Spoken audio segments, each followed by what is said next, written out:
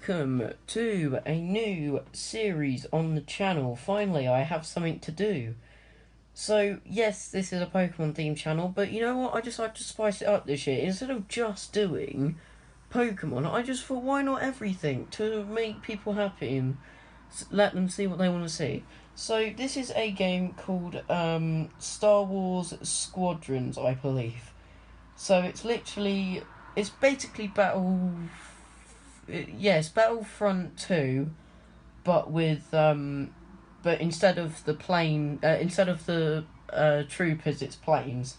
So I've already done the story, so we're not going to be doing the story. I mean, I might do it if you guys request it, but for now, I'm just going to be showing you individual planes at a time. So this is the plane we're going to be using today. So in the game, when you're doing serious missions, it is a cargo bomber, but it also can be used as a fighter. But 90% of the time, it's a support plane and a bomber plane. So, if we go into here, we can have a look at what I've customized it. So I haven't put any weapons on it because we're not going to be needing it. But, so I went with the red camo for this because it looks really good. And then I went for the green sticker, and then on the inside I went for the Death Star hologram because it looks really cool. Then I went for a droid stand for the plane because it looks really cool in this ship. And then I went for a little starship on the side bit. On the left-hand side of your screen, you'll be able to see just above the hologram, like that little ship thing above it. Yeah, that's a little accessory. So yeah, that is pretty much what I've done with this ship. We can take a little look round just before we have a look inside. So yeah, this is literally what it is. It's just a massive plane or ship, whatever you want to refer to it as. I'm comfortable with whatever.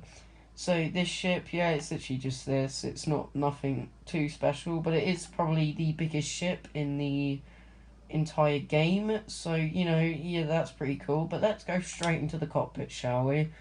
So, yeah, we have like a little monitor up here. We have just little gauges and gadgets up there. We have like little buttons over there. We have all sorts of gadgets and gizmos over here.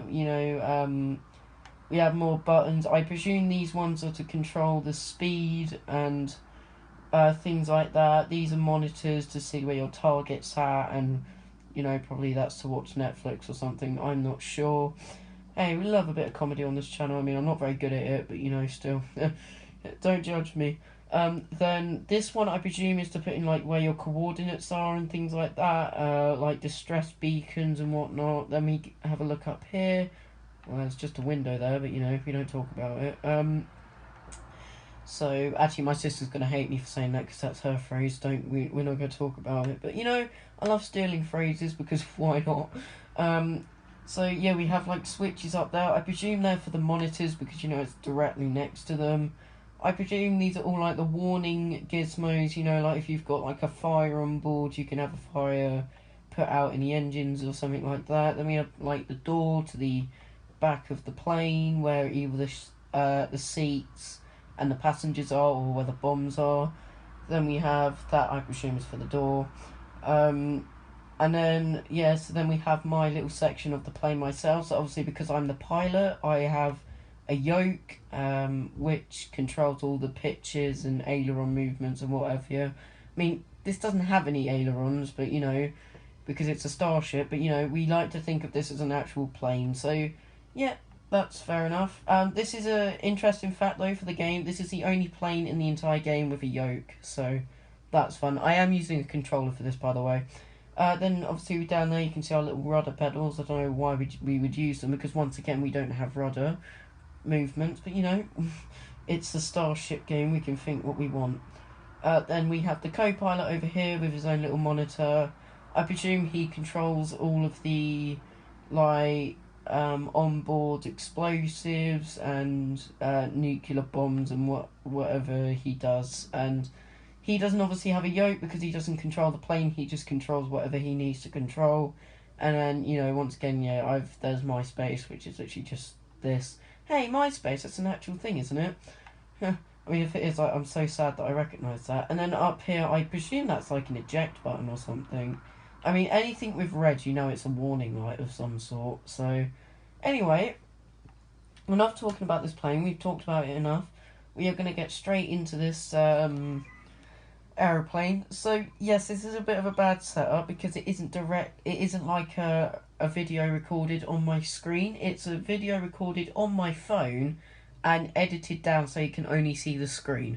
Hopefully it works. It's a new experiment. If it doesn't work, I'm going to cry. But if it does work, I don't know. I'll be very happy. So, so yeah, this is a new series on my channel. So, we're going to take it down to its slow speed here because we don't really need to go fast in it yet. So, if I explain more on this aircraft, it's not the fastest in the world. Well, I should say in the galaxy, but you know, we're on planet Earth, so I'm going to refer to it as well. So, yeah, don't worry, that music will go away eventually. It'll just be us in a sec. So, yeah, as I was saying, look, you can see all my monitors are working now because we're in the game.